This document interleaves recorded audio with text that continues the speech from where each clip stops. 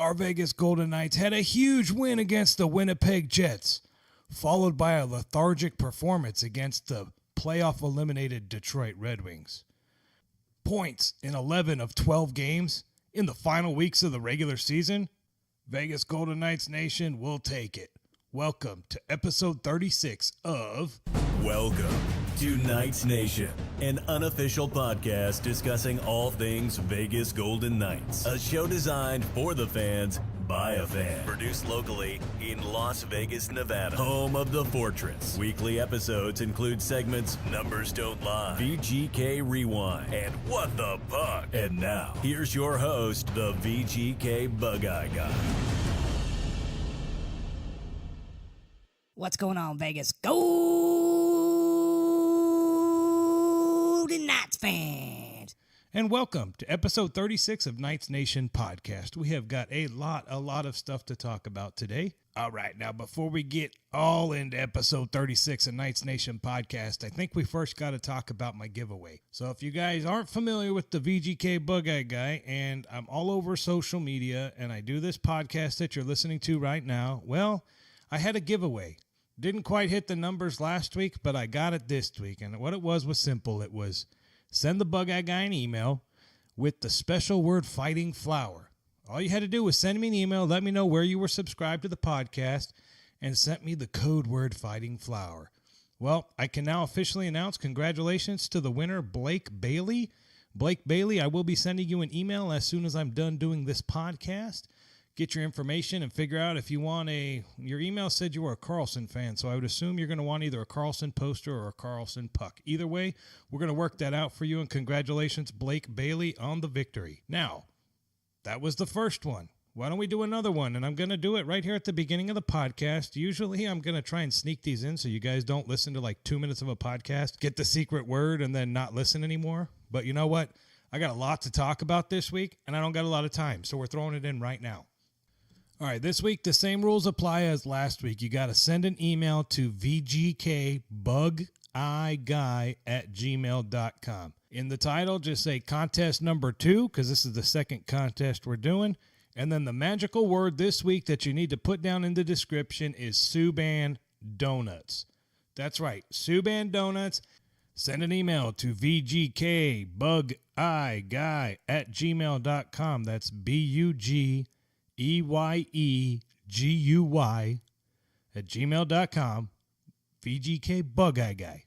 In the description, the magic word Subban Donuts. In the title, contest number 2. Just let me know where you're subscribed to the podcast. Make sure you include the magical word Subban Donuts and you'll be entered.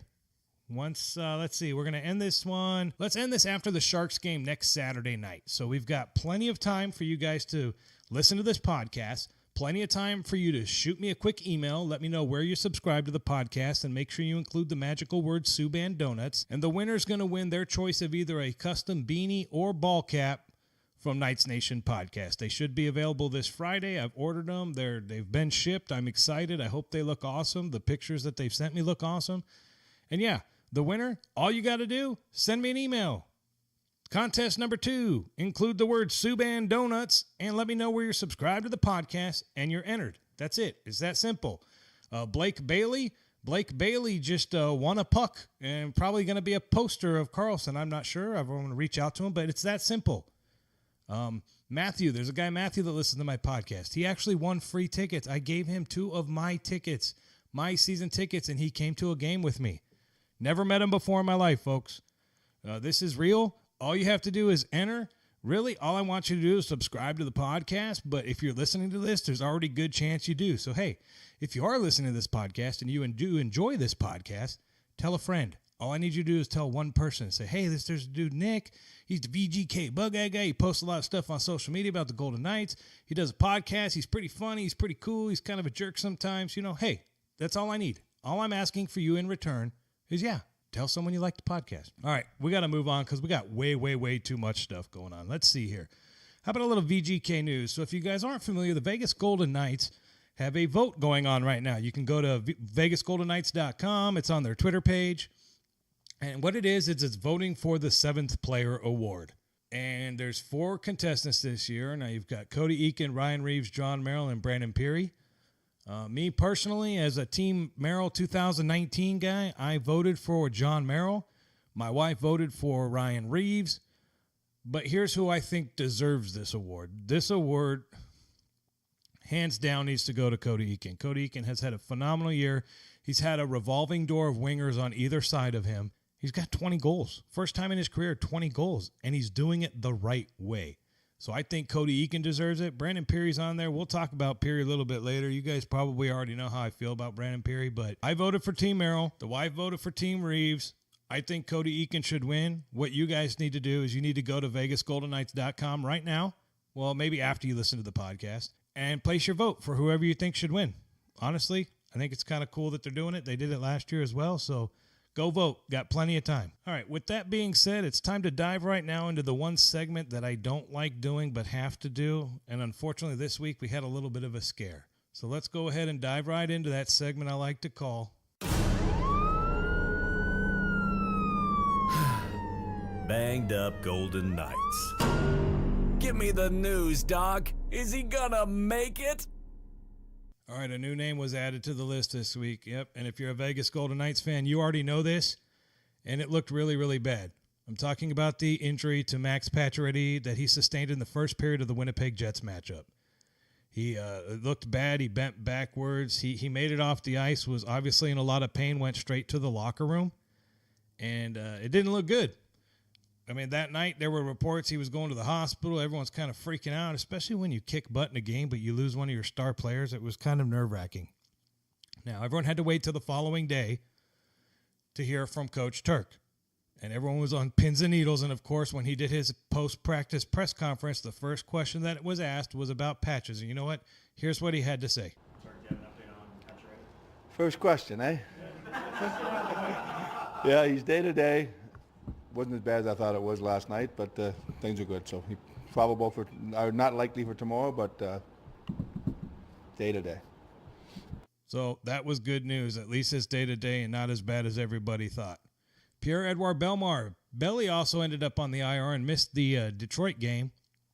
They say he's day-to-day, as well as Marc-Andre Fleury, who still is on the report as day-to-day. Now his baby has been born. He's gotten some rest.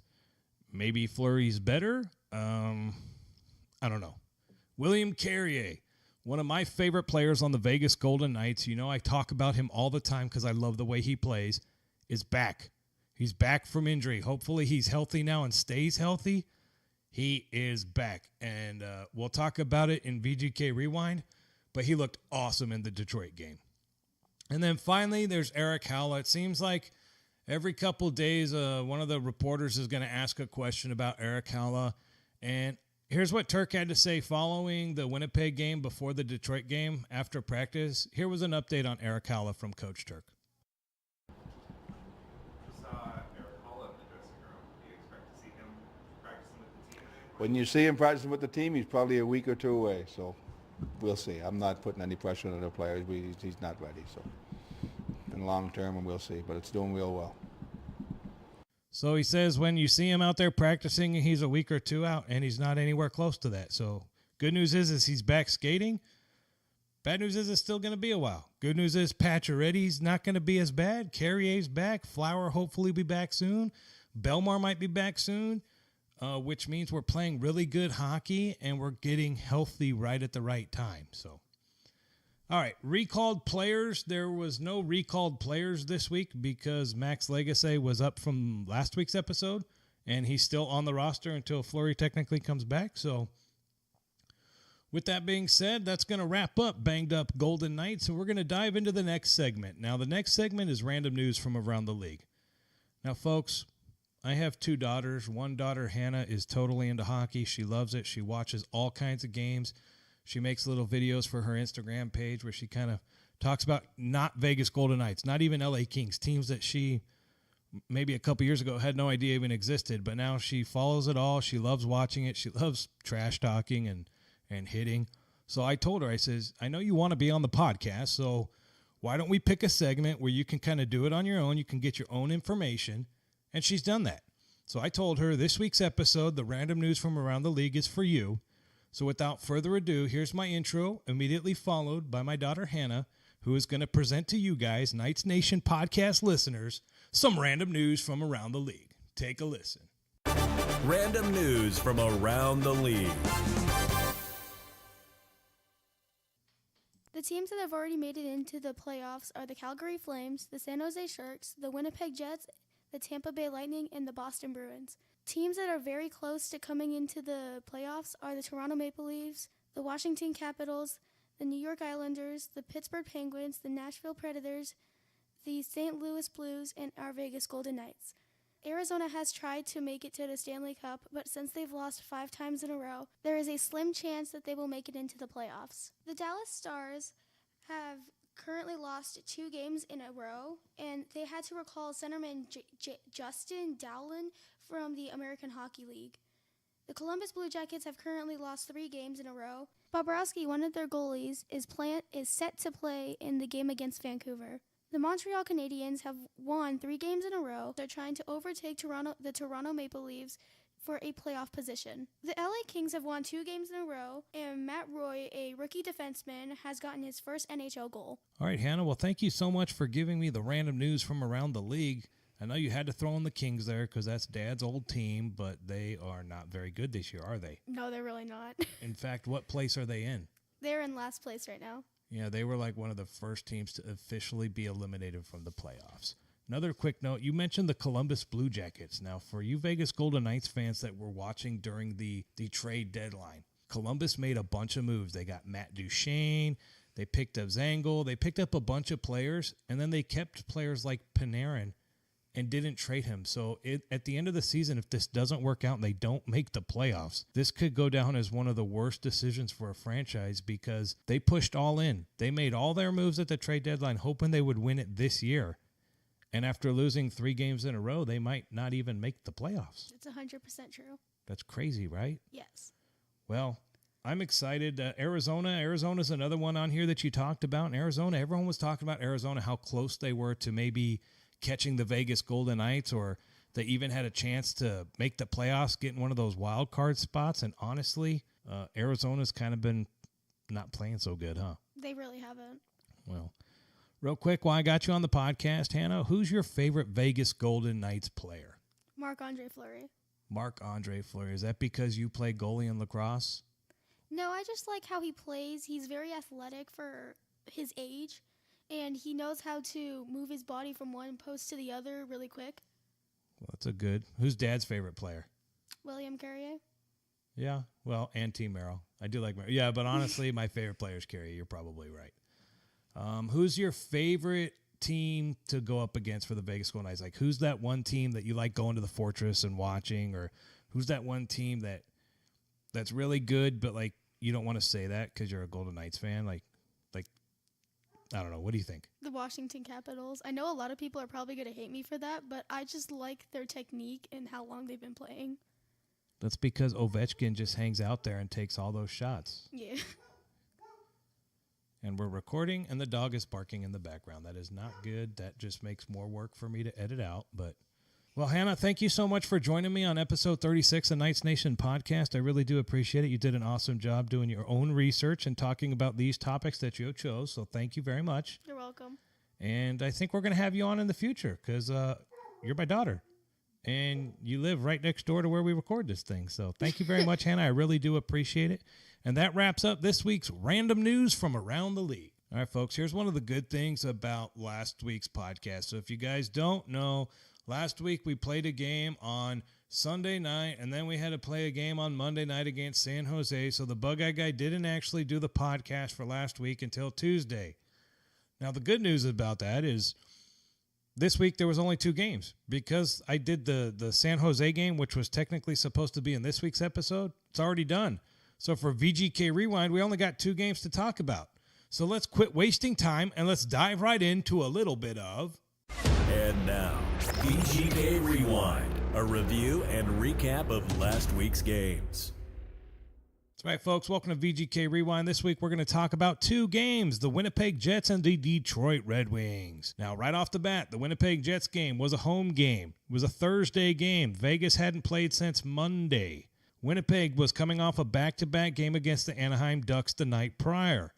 Now, the Anaheim Ducks, love them or hate them, they're a tough, physical team, and it was a pretty brutal contest. I did happen to watch most of the game on TV, and they were going back and forth. Very physical game. Now, fast forward, they got to get on a plane, 45-minute flight to Vegas, come to Vegas to take on the red-hot Vegas Golden Knights the very next day. Right off the bat, this game, Marc Stone had a monster hit on centerman, captain for the Winnipeg Jets, Blake Wheeler. Now, shortly after this big hit, led to a fight. Only Marc Stone's second fight in his career. And technically, Marc Stone did not win this fight. He didn't really get any punches in, but neither did Wheeler. It was more of a tackle kind of situation.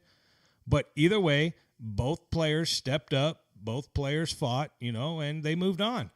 Now, here's the problem. So it was 5-on-5 hockey because offsetting penalties, but this game was back and forth. Those guys didn't get out of the box. I think it happened right around 18 minutes, so 2 minutes into the game, so 5-minute penalty. It was like 10 or 11 minutes by the time there was a whistle for stoppage of play for those guys to actually get out of the box because the game was back and forth. Now, another big note in this game against the Winnipeg Jets, this was the second game, not one, but two games in a row that the Vegas Golden Knights chased the starting goalie. They did it on Monday against San Jose where they chased Martin Jones in the first period. Well, the same thing happened, and Brossoit for the Winnipeg Jets, he's the backup to Connor Haula. Honestly, the first goal that went in by William Carrier was such a bad angle, and it just happened to bounce off his equipment and go into the net. But, hey, those are the kind of goals that the Vegas Golden Knights were not getting at the beginning of the season. Now, fast forward now, later on in the season, we're starting to get those lucky breaks. Thank God they're coming at the right time, that's for sure. All right, this game also led to not one but two goals for Wild Bill and not one but two goals for Riley Smith, which means that first line is still on fire. They're out of control. Throw in Jonathan Marchessault playing a good 200-foot game, scoring a little bit, getting the assist. The first line has been on fire. Now, as I mentioned earlier in the banged-up Golden Knights section, unfortunately in the first period, Max Pacioretty took an awkward bump, twist, knee, fall situation along the boards. It happened right in front of the Bug-Eye guy. Of course, I'm a little bit higher up in section 217. But yeah, he went off the board. He went off the ice, went straight to the locker room, and did not come back. It looked very, very bad. Great news that it's day-to-day. But with Pacioretty leaving so early in the game, that had to jumble some of the lines. A lot of people had to double cover, so they moved Tuck up to the second line to play with Stastny and Marc Stone. And then they were just kind of shifting guys. I saw some shifts with Marchessault on the third line while Bill played down there. It was just kind of a revolving door. They had to figure it out when you lose a player like that early in the game who's part of your game plan. They had to adjust. But here's the deal, folks. This game against the Winnipeg Jets, the Vegas Golden Knights had 2 goals from Wild Bill, 2 goals from Riley Smith, and then a beautiful shorthanded goal by Thomas Nosek. Yeah, 5 goals against the Winnipeg Jets. And notice I haven't said anything about Winnipeg. That's because Malcolm Subban, hashtag free donuts, Subban got his first career shutout against the Winnipeg Jets. All of us Golden Knights medieval maniacs in the fortress used our ticket stubs to get a free delicious dozen donuts from Krispy Kremes here in Las Vegas, Henderson, surrounding areas. It was awesome. Here's all 5 goals that the Vegas Golden Knights scored against the Winnipeg Jets. Take a quick listen. This line was terrific for the Golden Knights in the win in San Jose as Holden's shot is turned away by Brossoit. Carlson centered it! Score! On the backhand! William Carlson beat Brossoit! And the Golden Knights with the lead a minute 24 in. Morrow gave it away. Out high. Looking. Smith. Putting towards the net and he scores! Set up by Stastny on the turnover by Morrow. Riley Smith continues to have the hot hand. It's 2-0. Play by Holden. He's paired on the backhand with John Merrill.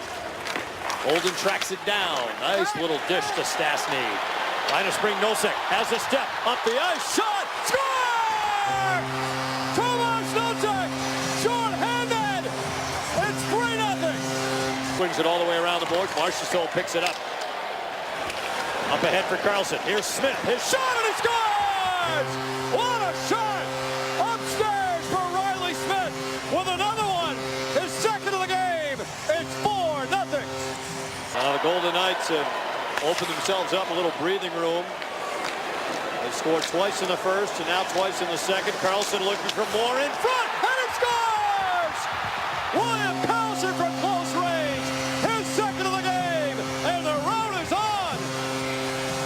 Now, for some of you guys last week during my podcast when I talked about the Sharks, I did not include the goals, and I did not include the one interview that I was going to do. I was just trying to cut back time, and unfortunately that interview was from Riley Smith. Now, the reason I wanted to include Riley Smith last weekend is we haven't really heard from Riley Smith in a while, and quite honestly, he's been playing very, very good hockey. I know some of you guys are thinking about last night's game, but hold up. He's been playing very, very good hockey. And since he's been doing that, and since Malcolm Subban got his first shutout as a NHL goaltender, why don't we listen to what Riley Smith and Malcolm Subban had to say following the 5-0 victory at the Fortress against the rival Winnipeg Jets? Take a listen. Yeah, it's there's a lot of positivity right now. Game starts off with a quick goal from Carlson. A little bit lucky, no doubt about that, but I think it gave us momentum from the start. That's a tough back-to-back for them, and I think we controlled the pace right from the start. Is there a little bit of message sending that, you guys were kind of not quite in the top echelon of the Western Conference for a lot of the season, and now you're getting hot right at the proper time? Yeah, it's obviously the goal is to be peaking when playoffs comes around, so we're definitely trending in the right direction right now. So, like I said before, there's a lot of positivity in this room right now, and I think the main goal for us is just to keep our foot on the gas and make sure we're trying to get better every day. Malcolm spends a lot of time, staying on the ice for extra shots when Flowers playing all the time. How fun is it for you guys to see him get rewarded for all that work and have a shutout? It's great. He's a big part of this team. Probably doesn't get the recognition that he deserves, but he's been able to come in and have big games for us. He makes key timely saves for us, and he's really athletic back there. So there's no doubt that there's a lot of confidence when he's in net. And like you said, he does do a lot of extra work to put the time in and try to perfect his game. What goes through the bench when Marc Stone gets in a fight? Obviously you don't want to see him fighting too much, but it's he plays a physical game, and that's going to come around. It's good to see him answer the bell when things like that happen. He's a big part of this team, and I think it helped us give us a little bit of energy boost to start. The most fun you've had in the NHL? Oh yeah, it's been definitely fun. Obviously, they're a great team, so just just came in here trying to get the win. Boys played a great game in front of me, so just icing on the cake for the shutout. Right off the bat, it looked like you were pretty confident and locked in. You made a couple of key saves in the first period, and then just built on that throughout the game. Oh yeah, I didn't have too much. Obviously they got a few chances. They're a good team. They're going to generate chances. They got a couple on the power play, but other than that, just not too much from the outside. Played in their zone a lot, so definitely a great all-around win for sure. What's it like for you to play all these games in a row? It's obviously good to get a feel of the game and stuff and get in there, but I'm sure I'll be back soon. Just trying to get some wins and help the boys get wins while he's gone. But we've been playing great team game and full 60-minute game, so it's helped a lot for sure. So yeah, overall, this game was awesome. It was great to witness in person. The Winnipeg Jets fans were surprisingly cool. There was quite a bit of them in the arena. It was cool. I mean, I had to mention, hey, dude, you see that Western Conference Championship banner up there up to your left? Yeah, thanks, buddy. But no, it was cool. It was a good team. It was a good game. The Vegas Golden Knights came out strong. They came out excited. They came out looking to send a message to the whole NHL, and they did that. Now, fast forward to Saturday's game. Saturday's game showed the Detroit Red Wings come to the Fortress. Now, right off the bat, I'm going to tell you guys, the VGK Bugeye guy did not go to this game. In fact, this was the second game this season that I have missed. Now, I had a good reason. My daughters were doing they had a couple lacrosse games, so we couldn't make it. On a side note, I went to list my tickets on Flash Seats because honestly, I've given enough away this year, and I'm trying to recoup a little bit of money because every 20th of the month, I got to pay for next year's season tickets. So I was like, you know what? I'm just going to sell these. I talked to the Bugeye wife. She's like, yep, just sell them. No big deal. We listed them. I'm like, holy smokes, these tickets are going for crazy money. Now, I don't know if it's because it's a Saturday night. I don't know if it's because it's one of the original 6 Detroit Red Wings coming to town. But either way, tickets were going for a lot of money. And I sold my tickets for a decent amount of money. And if you want to hate on me, well, my track record says F you. You can't hate on me.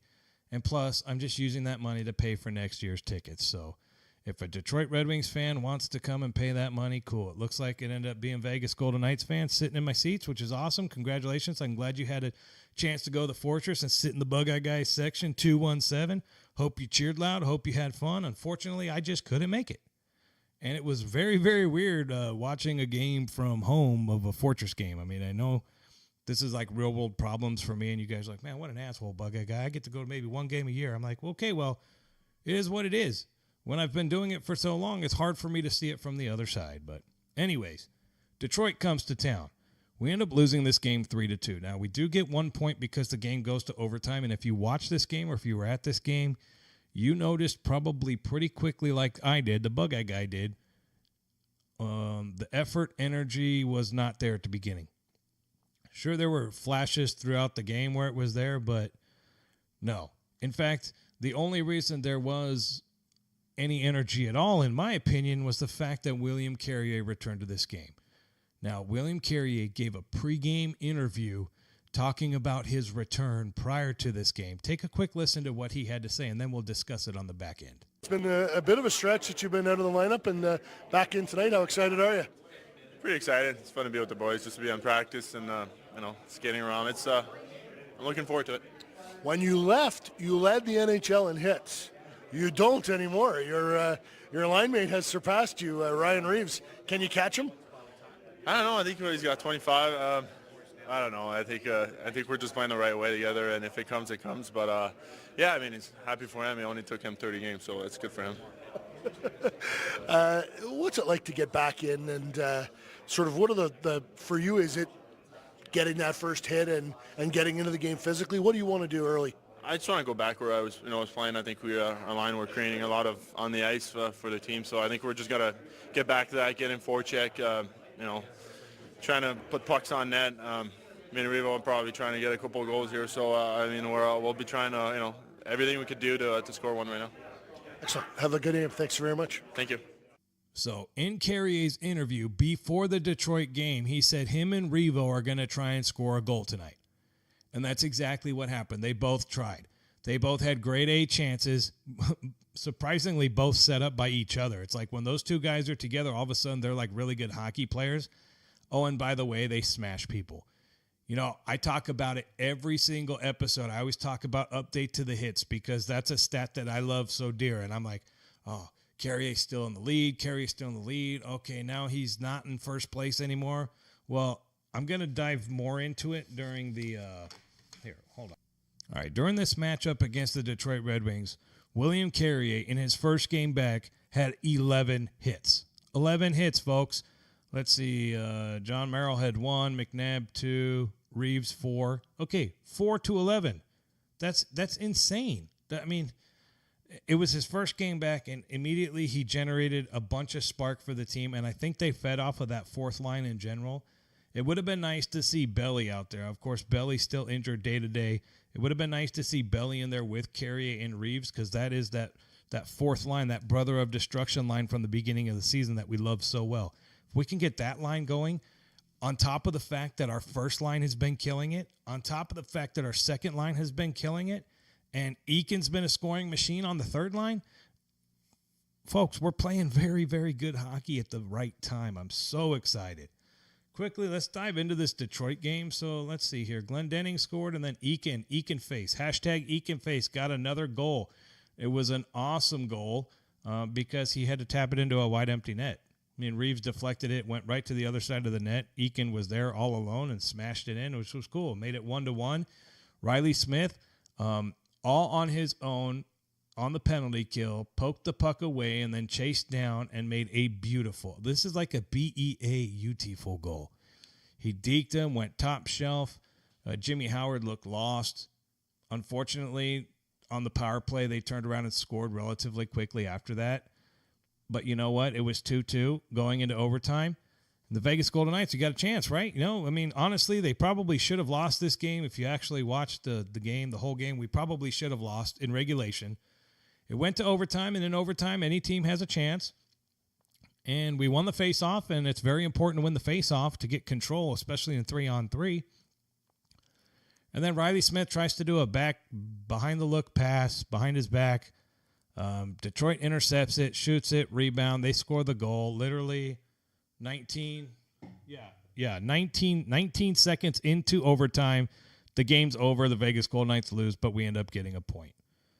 If you look at the stats on this game, real quickly, we face-offs, it was 32-27 for Detroit. Again, we were 0 for 3 on the power play.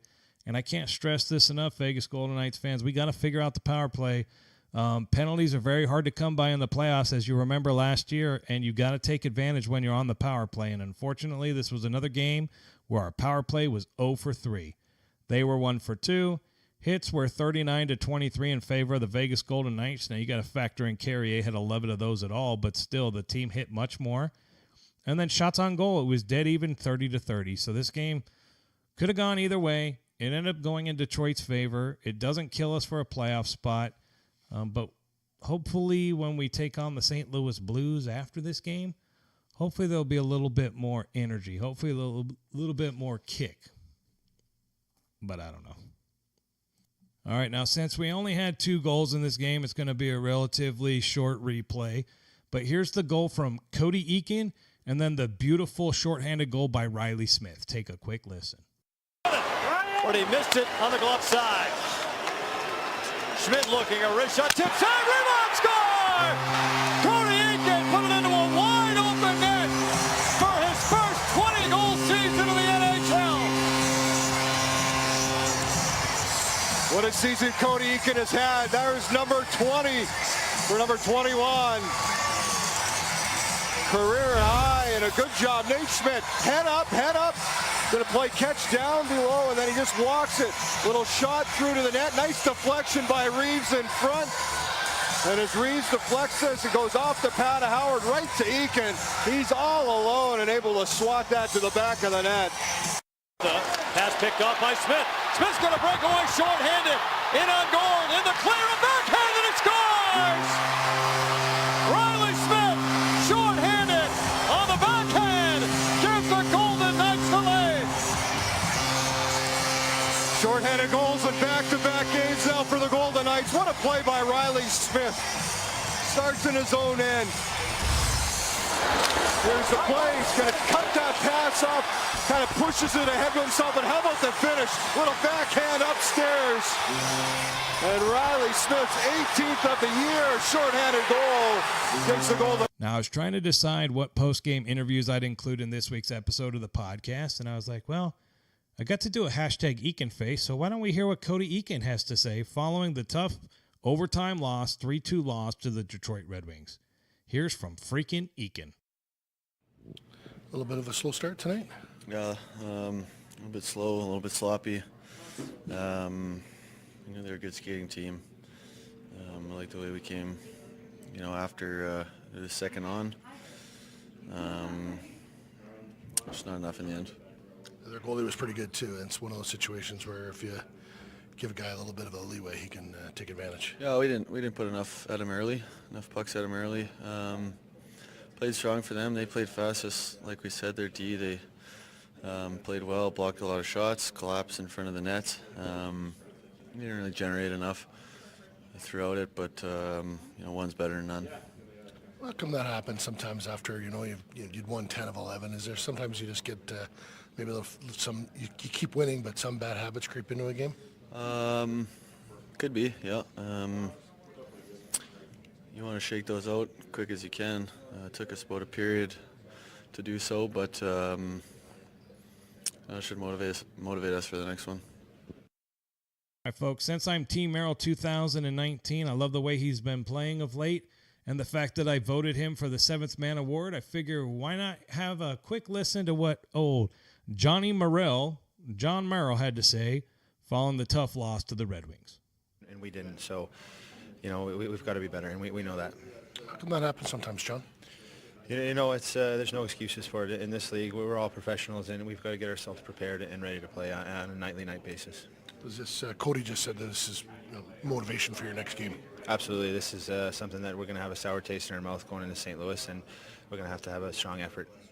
All right, and to wrap up this week's post-game interviews from the Red Wings game, here's just a short tidbit of what Coach Turk had to say following the tough loss against his old team, the Detroit Red Wings. Back, what'd you think about him overall? Yeah, I liked him. His energy was good. He was forechecking. He had a couple good scoring chances, so I really liked this game. Yeah. Dave to the right. Dave Shin, Las Vegas Review Journal. Just your thoughts overall. It just seemed like maybe a little flat to start with. There was a stretch in the second where it just seemed like you guys just took a while to get going, yes? Yeah, I agree, Dave. There was flat at the start of the game, obviously, and then there was a little bit of lulls in the second period again. So I didn't think we were played horrible, but I didn't think we had the energy or the jump. And Detroit played fast. They played a real good, hard game, and they played fast. And, they probably deserved the 2 points tonight. I'm glad we got the one, but they played a good, hard game. No, we played against a team that was hungry, and they played hard. I mean, we've been pretty good the last 10 or 11, so sometimes that happens. And, but like I said, we can be better, but you got to give them some credit. They came in there and played a competitive game, and, they played real well.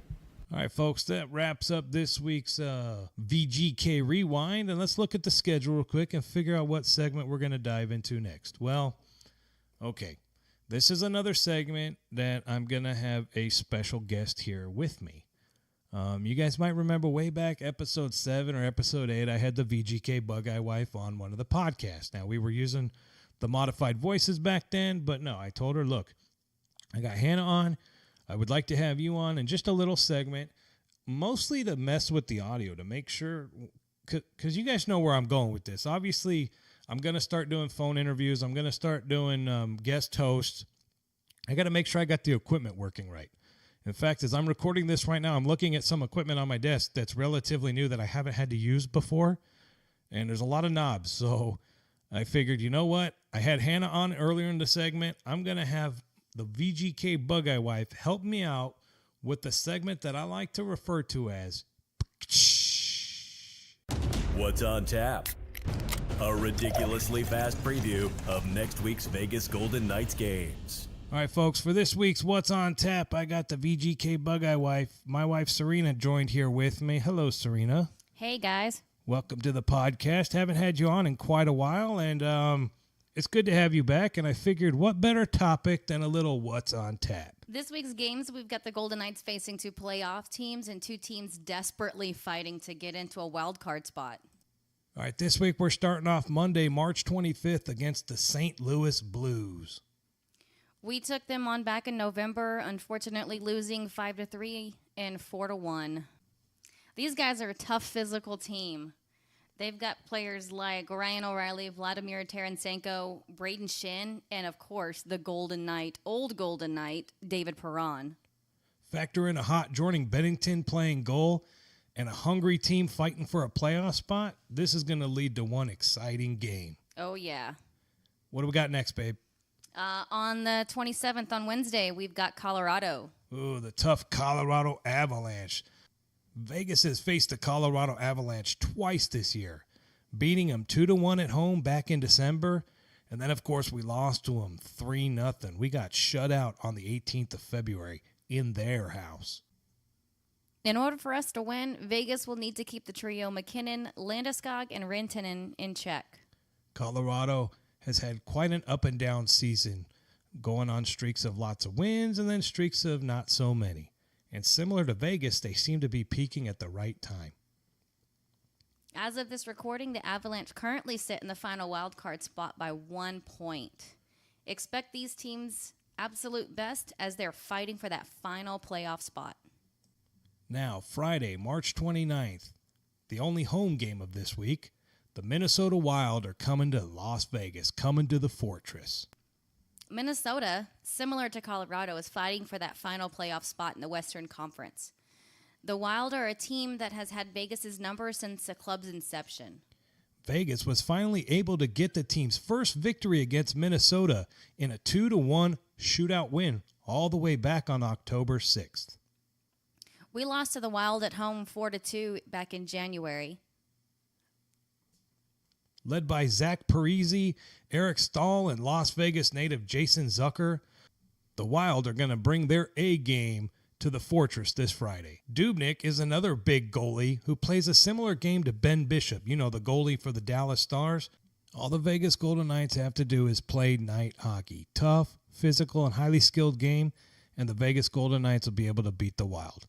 But the history books say the Wild play very tough against VGK. It should be interesting. Now, after the Wild game, the Vegas Golden Knights, Saturday, March 30th, take on the San Jose Sharks.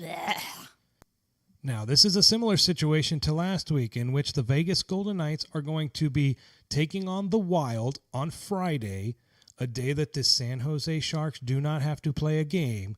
And then Vegas is going to fly to San Jose to take on the Sharks on a back-to-back. Now, this is twice in just over a week that Vegas has had to face the San Jose Sharks on a back-to-back traveling while they've had the day off. This year, Vegas is 2-1 against the San Jose Sharks, winning in a shutout on November 24th and losing 3-2 on January 10th. And the most recent ass whooping on 3/18, winning 7-3. The pundits are still waiting to see if Erik Karlsson will return and be the San Jose savior. Okay. With the captain, Joe Pavelski, still injured and Martin Jones in net, the Vegas Golden Knights, honestly, the Golden Knights are the kryptonite to Martin Jones. Martin Jones is a hell of a goalie. He's the starting goalie for the Sharks, and he's very, very good. He used to be a king. He's good. But Wild Bill and the VGK have some kryptonite on their sticks because we chase him, we get in his head. For whatever reason, the Vegas Golden Knights play really, really good against Martin Jones.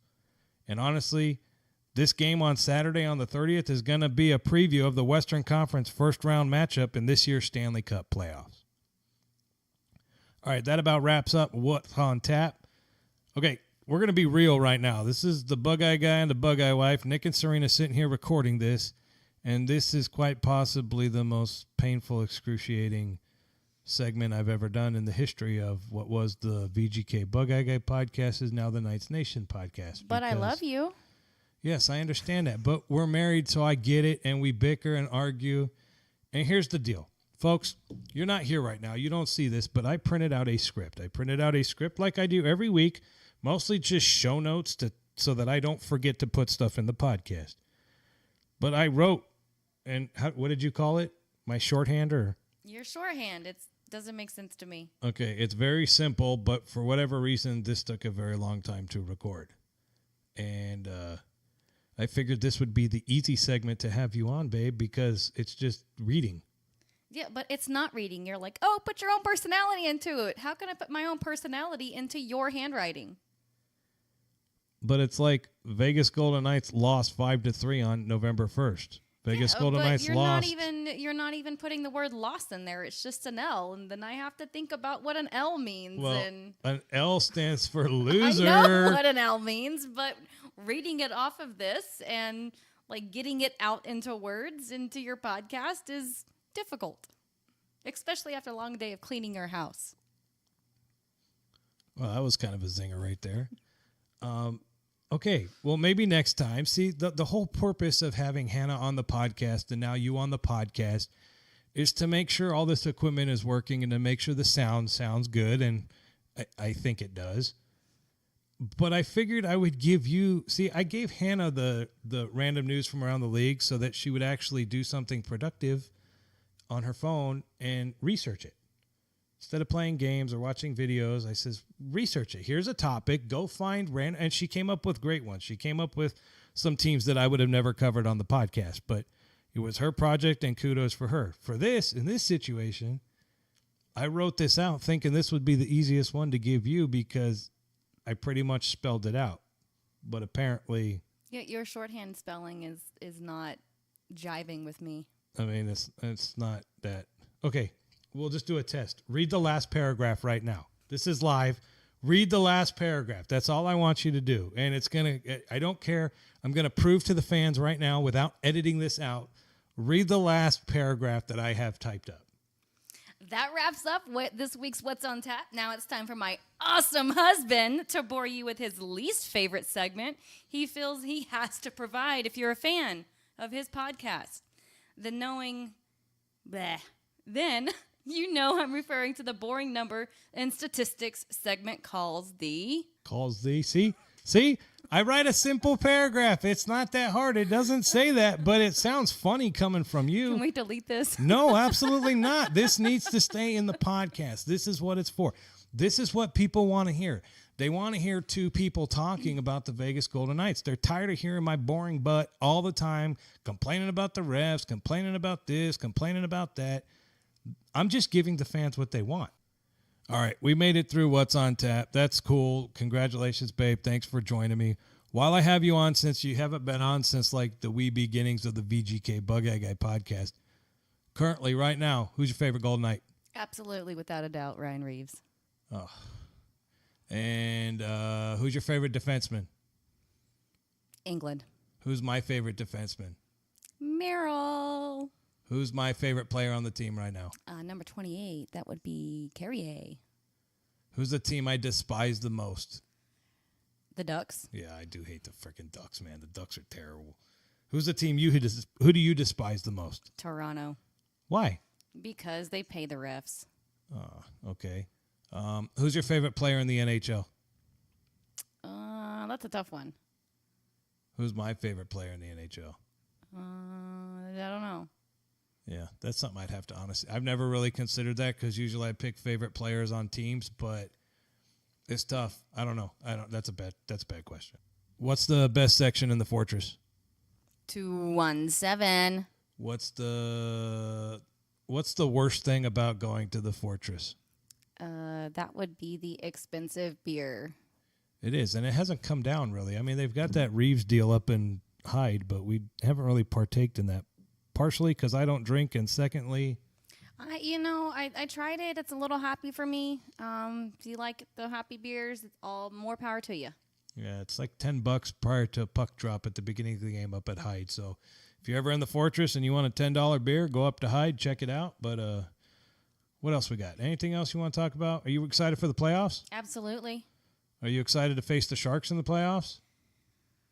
You know what? I think we're going to take them. I think we're going to take them in the first round. And we'll get past them. And then you think it's going to be Calgary in the second? I don't think I think whoever Calgary plays, they're going to, whether it's Minnesota or Arizona or Colorado, whichever wild card team ends up slotting in to face Calgary, I think Calgary beats them. Calgary's good. Yeah, Calgary is good. I'm anxious to see who they're going to play in a second. Yeah. Well, we can't look that far ahead. We know that we're going to either be the second or the third seed in the Pacific Division, and we're going to have to take on what it looks like it's going to be the San Jose Sharks. And, hey, at least we're making it to the dance. Tickets, haven't heard any rumblings about playoff tickets yet. I know some people out there are starting to kind of throw feelers out there, like how bad's it going to be. We're taking the Knights vow, right? Absolutely. Yeah, we'll be there. Unless we're out of town, we'll be there, so... All right, that wraps up What's on Tap. Thank you, Serena, so much for joining me on episode 36 of Knights Nation podcast. We will definitely do this again. Did you guys enjoy her? If not, tough shit. She's coming on because it's my podcast. Anything parting words? I love you. Thanks for listening, guys. He's awesome. Okay, yeah, well, I am awesome, and thank you. All right, I got some brownie points for having the wife on the podcast. She knows. Kudos to her for letting me spend all this time that I do researching, recording, editing. It takes a lot of time, and kudos for her letting me do it. I mean, not that I have to have permission, but we're a happy couple, happy wife, happy life, right? Right. You all you married folks out there are like, hell yeah, bugger guy, happy wife, happy life. Otherwise, she'll kick my ass. It's not quite like that, but okay. If that's what it has to be, that's what it has to be. All right, let's dive right into that segment that you guys love. I know you love it because it bores the heck out of you. How about a little bit of... Get ready for Numbers Don't Lie, the segment of the podcast where your host is about to bore you with player and team stats that you probably won't remember. All right, Vegas Golden Knights fans, welcome to that segment known as Numbers Don't Lie, because you know what? Numbers don't lie. Looking at the Pacific Division right now, so the Calgary Flames and San Jose Sharks have already both clinched a playoff spot. Now, the Arizona Coyotes lost today, which means the Vegas Golden Knights' magic number is 1. We need to get 1 point. As soon as we get 1 point, we officially clinch a playoff spot. Now, of course, that's still going to be a wild card spot, but as we get just a couple more games into this week, as we collect points, we're going to ice up and lock up the 3rd spot in the Pacific Division. Yes, technically, we are 5 points behind the San Jose Sharks, and there is still a chance if the Sharks continue to lose and Vegas continues to win that we could end up taking the 2nd spot, which would give us home ice in the 1st round. Statistically, that's going to be pretty tough. The good thing is we do play the San Jose Sharks, as we just talked about in What's on Tap.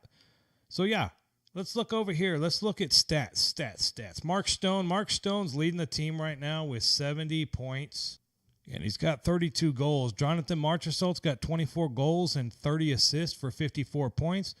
Riley Smith, who's been on a tear of late, 18 goals, 33 assists for 51 points. Let's go down the list and look at a couple players. How about Cody Eakin? As I said it before, congratulations, Cody Eakin, on your first 20-goal season in the NHL. He has got 20 goals, 18 assists for 38 points this year. Paul Stastny, 10 goals, 27 assists, 37 points. Not too bad. How about let's pick a random player? I don't know. William Carrier, 8 goals, 1 assist, 9 points, only played in 49 games. Johnny Merrill played in 51 games, 3 goals, 11 assists, 14 points. Marc-Andre Fleury, who we haven't seen in a while, Flower Power, has got 35 wins this year, 19 losses, and 5 overtime losses. He also has 8 shutouts. Malcolm Subban, 7 wins, 7 losses, 1 overtime loss, and 1 shootout. Maxime Lagacé played the only other game in goal for the Vegas Golden Knights this year, and unfortunately, he lost. All right, hits. We talked about the hits earlier. It's my favorite subject to talk about in Numbers Don't Lie. Ryan Reaves still officially number 1 in the NHL. He's played 74 games, and he's got 285 hits.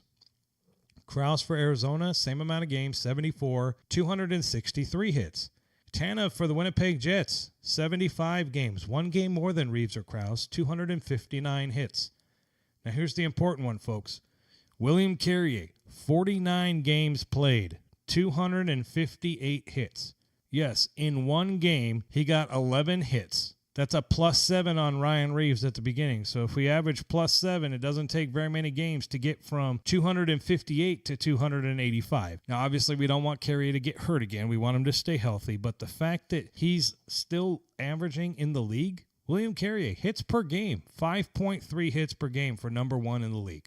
I can only imagine what Carrier's total would be had he played 74 games. I mean, 49 to 74, him versus Reaves, and they're only 258 to 285. It's crazy. Vegas Golden Knights stats, let's see right now. Let's kind of look at their overall rankings. Goals, 3.08 a game. They're tied for 11th in the league. Shots on goal, they're 2nd in the league at 34.5. We know that. We've talked about that on multiple episodes. We love to pepper opposing goaltenders. Unfortunately, sometimes we shoot center mass or their low percentage shots. Power play, we're sitting 19th in the league at 17.4. That's an area I always talk about because it's important and we need to get better. Let's go down to defense. Goals allowed, we're 7th in the league at 2.72. That's good. Shots on goal, 29.2. That's good for 5th in the league, which means we're a pretty stout defensive team. Penalty kills, 7th in the league at 81.7%. And penalty minutes, 7 a game. We're not that penalized of a team. So overall, this looks very, very good. This looks very promising. Vegas is playing good hockey at the right time. They're starting to get healthy at the right time. Of course, the Patches injury was kind of scary, but looks like that's not as bad as we thought. And yeah, the Vegas Golden Knights, I mean, in their last 10 games, we're 8-1-1. That means we have points in 9 of 10 games. That is crazy good. And the Calgary Flames are still playing good. They've already got 101 points. I mean, they're a very, very good team. Their goaltending will be questionable, hopefully in the playoffs. They have some goalie issues. San Jose, we've talked about it, San Jose. I mean, the wife talked about it during the What's on Tap. San Jose they've got their issues. Hopefully we could take advantage of the fact that they have issues. But either way, I'm looking forward to it, and I'm excited. All right, that wraps up this week's Numbers Don't Lie. It's time to dive right now into a little bit of Oh, yeah, I like this segment. This segment's fun. How about a little bit of... And now, the good, the bad, and the ugly from last week's games. Welcome to this week's Good, Bad, and Ugly. The good, Malcolm Subban. Malcolm Subban has filled in for Fleury quite nicely.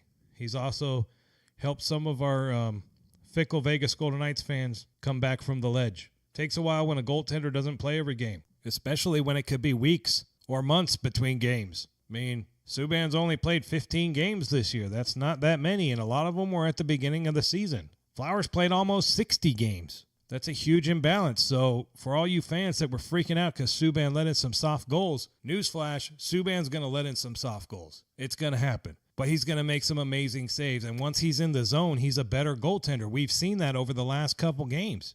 Even the Detroit game. The Detroit game was not Subban's fault. Even though some of you assholes on social media like to blame, oh, it's Subban's fault. No, that's bullshit. It was Shea Theodore's fault and Riley Smith's fault for the two good goals. And the power play one, it was a questionable power play, questionable penalty by my friends, the officials. I mean, it was kind of a tackle of both players. Carpenter ended up getting the penalty that led to a shorthanded goal followed by a power play goal. When they have 5 players and you have 4 players, if they do the math and do the passing correctly, you get caught, odd man out, and they score. That's what happened. But the Detroit game was not Subban's fault, as much as people want to blame Subban. So for me, this week, the good, Malcolm frickin' Subban. Congratulations. Dude, he had a shutout. I got free donuts, so of course Subban's getting on the good, bad, and ugly. The bad's going to be Colin Miller and Brandon Pirri both. In the games they did play, not that good. In fact, Colin didn't even play this week. There's a reason. And I don't know what the Vegas Golden Knights' plan is for the blue line. Hell, the third line. You would think if Max Pacioretty gets hurt that Brandon Pirri would automatically get a slot. Nope. This is the second week in a row, folks, and third of 4 weeks that I've talked about Brandon Pirri. I mean, yes, he did great at the beginning of the season, but where does he fit on this team? Here's what I'm saying. They played Zykov instead of Brandon Pirri against the Detroit Red Wings. Now, that could have been just giving Pirri some break, give him some rest, make him sure he's a little bit healthier, but I don't know. And then, of course, the ugly for this week. The ugly is the Max Pacioretty injury because it looked ugly. And I immediately had fears of Eric Haula and recently Joe Pavelski up in the Sharks. It looked bad. I was like freaking out like, oh man, that line is playing so good. They have such chemistry and the team is playing so good. I don't know if we can afford to lose someone like Max Pacioretty and still sustain all this momentum. And we looked a little bit flat. We looked a little bit different against Detroit. Now, I'm not saying that's a direct result of Max Pacioretty getting hurt, but it can't help. So it's going on my ugly this week because it was ugly. The fact that there's good news and it's not going to be a long-term or serious injury is awesome. Hopefully he gets some rest, make sure he's healthy before he comes back. And then we forget about this portion of the good, bad, and ugly, and Pacioretty will be back to his normal self, and the Vegas Golden Knights will be kicking ass and taking names. Well, I hope. All right, that wraps up this week's Good, Bad, and Ugly. Let's dive right into a segment that every once in a while I include it when something really funny happens. So here's the segment that can only be known as... It's time for Funny Shit Fans Say.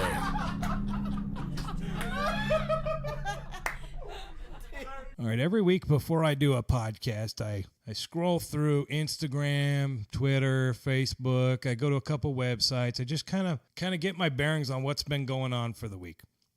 I try and take notes throughout the week or try and do my audio recordings throughout the week. But every once in a while, I'll get to a point where, okay, now I have to crunch. I got to get ready for the show. I got to get my history done. I got to get my research in. And while I'm gathering all my information, I usually come across a couple posts that crack me up, or I'm like, yeah, that's kind of funny. Well, this week there was like a couple of Subban posts. Now I'm not going to single out one specific post other than, it's all Subban's fault or Subban's the greatest, let's trade Fleury. I mean, those are funny posts that they're designed 100% to fire up the fan base. They are mostly done out of sarcasm. I have to believe. I hope most of them are done out of sarcasm. There might be some ignorant fans out there that really just don't understand it and want to jump on the bandwagon, and that's not a topic to really jump on. But I think for the most part, it's fans trolling other fans, just trying to get people fired up. And it does generate some great conversation. Let me tell you, especially when people post dumb shit, they usually tend to get roasted pretty good. And you kind of have to have thick skin. I mean, dude, I'm a podcaster and I used to do videos, so I get it. I got a bunch of people that don't like the Bug-Eye guy. Oh, your stuff's stupid or dumb, or why would anyone listen? And then I got a lot of people that love it. So I get it. I understand how the troll system works. I understand how the internet is it's pretty vicious. I mean, I get it. But when you post some dumb stuff, you know, sometimes you got to get put in your place. So I'm okay with that. In fact, I enjoy most of the time some of those posts. Now, a lot of times I don't respond. Last year, I would have attacked and commented on everything. This year, I just kind of take a step back because I get it. It's going to take a couple years before our fans really understand the sport, really understand the rules, and really understand the concept. Now, fast forward to this year, I just sit back, I read them, I laugh, I giggle, I enjoy them.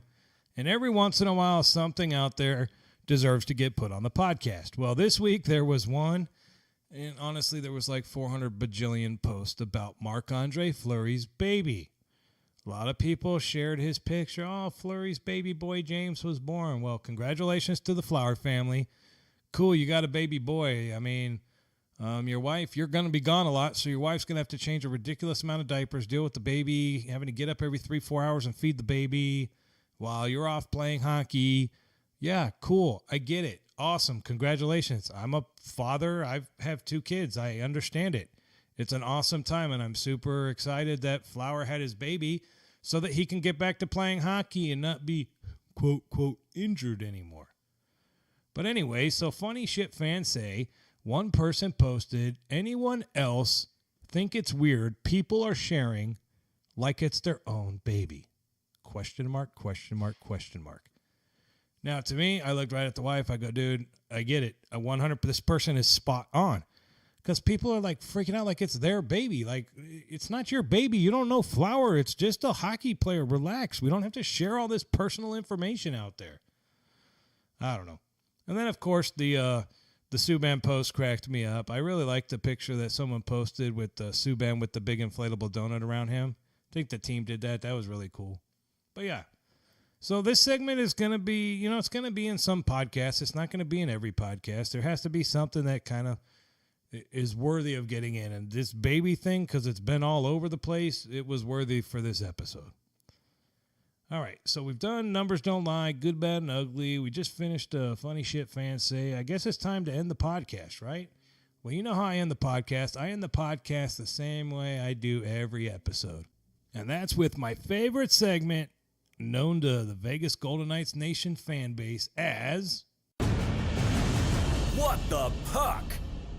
Seriously, what the puck? Welcome to this week's episode of What the Puck. Last week I talked about adults and the ability to live wherever you want. And really what I was kind of hinting at was the fact that I live in Las Vegas and it was sunny and I was hanging out by my pool and people were still like living in snow places having to shovel snow for work. Now, one of my buddies that listened to the podcast had mentioned a couple things I forgot to include in last week's episode. So I want to make sure everyone knows that you have the ability to live wherever you want. Now, living in Las Vegas, there's some things I forgot to tell you. Sure, we talked about it being hot. We talked about it being cold, but not really that cold. But hurricanes, I don't remember the last time a hurricane came to good old Las Vegas. Tornadoes, I don't remember the last time there was a tornado touchdown in good old Las Vegas. Earthquakes, technically, we're by California, but when the big one hits California, then we're just going to have beachfront property because that's what they say, right? No, we don't really have those either. We just have ridiculously hot temperatures in the summertime. And for that, as I said last week, they created this beautiful machine known as air conditioning. It takes hot air and poof, by magic, it turns it into cold air. All right, so that was last week's episode. Now, moving forward to this week. Every week, it's very hard for me sometimes to come up with good topics because I don't want to like keep rehashing the same things. And there's a lot of things that I simply just will not cover on the podcast. You want to talk about current events? There's tons of stuff we could talk about in current events. Unfortunately, this podcast is not biased. I can't include any real world politics or any topic that might offend somebody. Now, I'm not politically correct. I talk foul language, but there's just certain things that are happening in the world that if you're a hockey fan, you should be able to enjoy this podcast. You don't want to not listen to this podcast because my political views might not align with your political views, because at the end of the day, we're listening to the podcast because you're a Vegas Golden Knights fan and you want to hear a guy that has a show dedicated exclusively to, the Vegas Golden Knights. So this week's topic is about referees. Now, you're probably thinking, Bug-Eye Guy, you always bash on the referees. But after the Detroit Red Wing Vegas Golden Knights games, the Detroit Red Wings shook the hands of one of the linesmen. Now, I don't know his actual name. I didn't spend the time to actually research it. But there were a lot of people posting on social media about, why are they shaking the hands of the official? Why would they do that? Are the officials bought and paid for? What's going on? Now, again, this is where the ignorant fans or the newbie fans come into play. They see that and immediately think, oh, they're shaking their hands. They must have been on their side. No, that's not it. It's a show of respect. After going on Twitter for all of like 30 seconds, I quickly realized that that linesman was retiring from service as an NHL linesman after like 30 years. So congratulations to the linesman. And Detroit Red Wings just showing respect. They were the winning team. They were still out there. They shook his hand. As if the Vegas Golden Knights would have won, they would have done the exact same thing, folks. But now getting to the actual topic of the rant. Who grows up and decides one day I want to be an official? That's really the question. That's the question that needs to be asked. Now, as a parent, I'm sure most parents out there, their kids have played some sort of organized sporting activities, whether it's t-ball or soccer or football, baseball, softball, you name it. There's all kinds of sports out there. All those sports have officials. Now, most of those officials have full-time jobs, and they do it on the weekend for extra cash. They do it on the weekend because they enjoy it, but they get roasted. They get roasted all the time. I think baseball is probably the worst. The officials in baseball, they get coaches like literally nose to nose, nuts to butts, in their face, screaming and yelling, and eventually they say something that they shouldn't. They get tossed out of the game, then they kick a little dirt on their shoes, and they storm off, and they throw some bats out on the field or some helmets, or throw the water bottle. The Gatorade bottle thing always kind of gets attacked. But, like, who grows up and says, man, I want to be a Major League Baseball umpire? There's one kid on YouTube that's literally, his parents probably took him. He got super excited. He does all these videos now as an umpire. But hockey, is it ex-players that can't make it anymore? Or do people grow up and actually want to be an official? And the money can't be that good, can it? Hell, what about the NFL? You guys remember the NFL playoffs? Yeah, it wasn't that long ago. And the New Orleans Saints, because of officials, lost the game. Now, I know some of you guys are going to say it went to overtime, Bug-Eye Guy, and they had a chance in overtime. Okay, but if they made that call, if the officials made the correct call, the call that is actually in the NFL rule book at the time, then it would have been a different outcome. Here's another reason. Why would you want to be an official?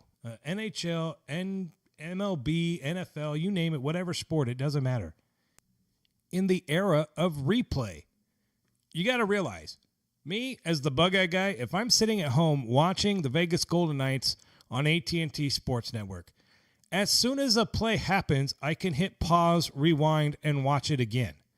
Now, I know those NHL officials don't have that access, but for me as a fan, and as a sport in general, when I can just pause, rewind, clearly see that the official saw the play right in front of him, there was nobody obstructing his view, and a player was hooked, cross-checked, hit, roughed, tripped, whatever call you want to call, and then they don't call it and move on, and then 2 minutes later they call the exact same thing that wasn't called over there, it's very tough.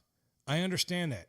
And in an era where the fan base and even the teams can immediately rewind and see exactly what happened, clearly see the call you missed. Hell, you're the NHL official on the ice. The game's 2.5, 3 hours long? There could be a play that you missed at the beginning, sometime in the first period, and you don't really realize until the game's over and you're in the dressing room changing and you check your phone, and like 50,000 people have tweeted or 100,000 people have tweeted how it was the worst call ever, a botched call. You were still focused on the game.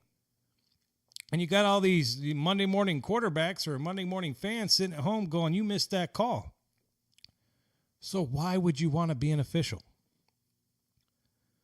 What is the benefit of being official? Well, for one, we need officials. I would love to be an official, but I'm too big of a hothead. I'd get into a fight. I'd talk shit. I'd tell some parent or something. It just wouldn't. I don't fit the persona. In fact, when I go and watch my kids' games, I'm very quiet. I pace up and down the field. I watch all the plays, but I keep my mouth shut because I don't want the team to get in trouble because our team last year got yellow carded for the fans because the officials were so bad. And that's the thing. It's very hard for, especially in youth sports, when the officials miss it or make a call, I don't think they're doing it on purpose. I think they're doing their best that they can. But when teams or players start to get on them, then, of course, those calls are going to start going against you. It's how the human DNA works, folks. If you continue to go after someone, eventually they're going to get pissed and start going back at you. I don't know. I give a lot of crap to the officials, especially when I'm at the Fortress and on my podcast. I talk a lot of crap about them because, honestly, they make a lot of bonehead calls. But at the end of the day, I'm not mad at them. I'm not that mad at them, the actual person. Like Wes McCauley, I'm not mad at Wes McCauley, the actual guy. But when he puts on that uniform, it's like they're the enemy. It's like when the Sharks come into our house. The Sharks come in wearing their colors, their affiliation, their team, their jersey. That's not our team. They're the enemy. Well, when the officials, if they're going to make such blatant missed calls or biased calls or however you want to word it, they're the enemy as well. They're there to make sure the game is called fair. I'm okay with the Vegas Golden Knights playing a game in which the officials don't really get involved. They kind of let the boys have at it mentality. I'm okay with that. But if you're going to let calls go against one team and then you're going to call that same ticky-tack shit for us, then we got a problem. And that's where the officials come into play most of the time. It's the fact that they're not consistent. Goaltender interference. How many times have I talked about goalie interference? Thank God we didn't have to talk about this last week, but goaltender interference. It should be cut and dry. We shouldn't watch 50 different angles of the same play and half the officials are going to call it a good goal and the other half aren't. How do you teach a new fan base? How do you teach a new fan what goalie interference is if there's no consistent call on the ice? What's good in one game is not good in another game is honestly bad for the game in general. So, I don't know. There's not a lot of money in it. I think in the youth sports it's $10 or $20 a game. And then as you move up, obviously it's more money. But I don't think referees do it for the money. I just think they do it because they enjoy the sport. And I'm glad there's people out there that do that. Now, that never came across my mind as the Bug-Eye guy. Growing up as a kid, I never wanted to be an official. Being a lifelong sports fanatic, I have never desired to put on the zebra uniform except for Halloween or if I want to make fun of said zebras. But other than that, no. But there are people out there. There are people out there that every day that are inspiring to be the next generation of officials. And thank you. Thank you all those people out there that don't want to make the millions of dollars or realize they can't make the millions of dollars as professional athletes and then slide over to officiating. Me, not interested. And I will continue to say ref, you suck, and boo, and Ed Bernstein sucks, and a whole bunch of other different things. But I get it.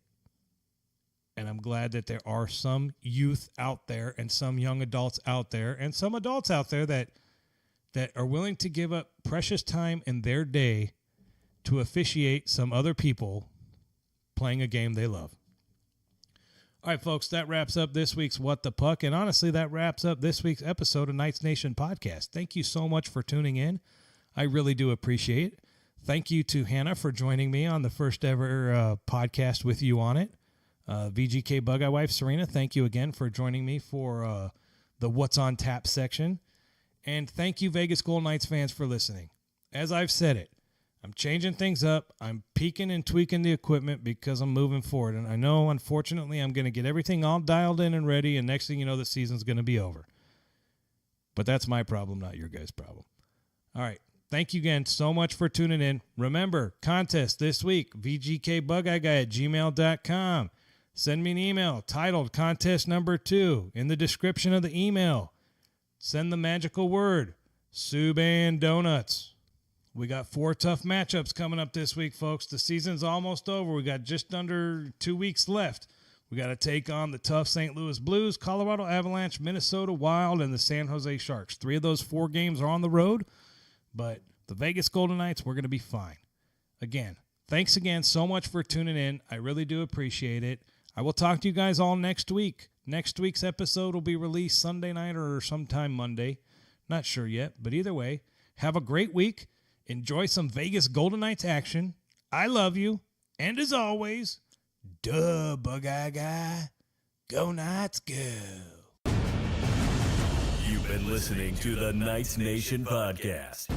For a full recap of this podcast or to listen to past episodes, visit knightsnation.vegas. Your host, the VGK Bug-Eye Guy, is available on Instagram, Twitter, YouTube, and Facebook at VGK Bug-Eye Guy and at Knights Nation LV.